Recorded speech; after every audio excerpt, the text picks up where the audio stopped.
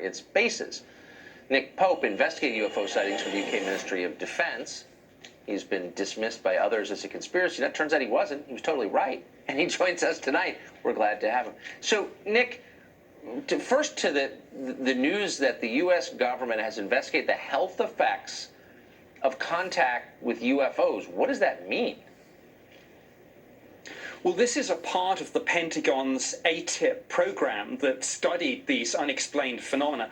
And it's a part that we haven't heard much about. Everyone's been concentrating on the videos of the Navy jets chasing the UFOs. But if you go back to Harry Reid's letter to the Department of Defense, he describes this in terms of the human interface and human effects aspect of the program.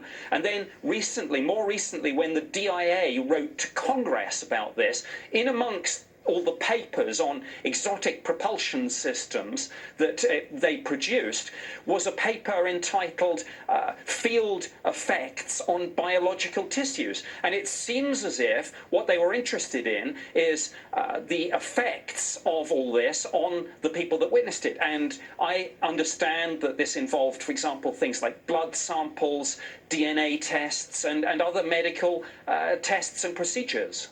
So, I mean, what this really tells us is that UFO encounters are so common that they worried about the health effects of those encounters on Americans.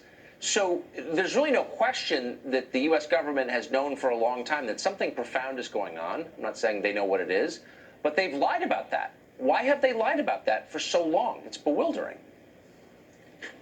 Well, I think there are very difficult defense and national security issues here. And there is also this blurring of the lines. We don't know, we really don't, whether with some of these things we're talking about Russians, Chinese, right, or something from, shall we say, farther afield than that. And so there's embarrassment. The other point is you can't say we've lost control of our own airspace.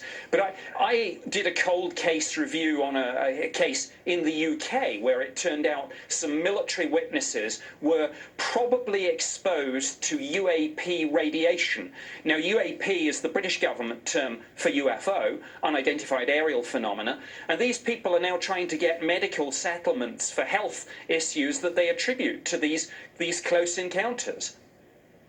It's almost like there's a whole kind of parallel world going on where these stories are addressed, but the rest of us are not even aware of it. And we sort of know that there are these UFO nuts, but it turns out lots of sober, well-educated people have been devoting an awful lot of time to studying this stuff for decades. And I'm just amazed that we didn't know. Well, the Ministry of Defense was studying it, the Department of Defense here and the Defense Intelligence Agency. And of course, as you said in your introduction, just last week, the Navy have announced a new policy on this to encourage their pilots and their radar operators to come forward and speak out, to destigmatize it. I support that.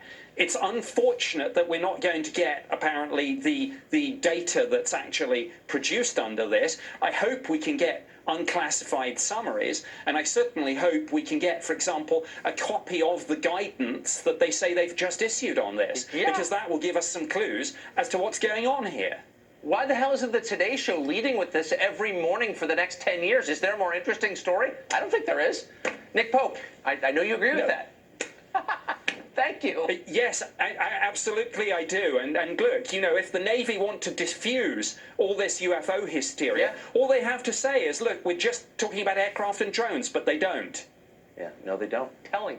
Nick Pope, great to see you tonight. Thank you.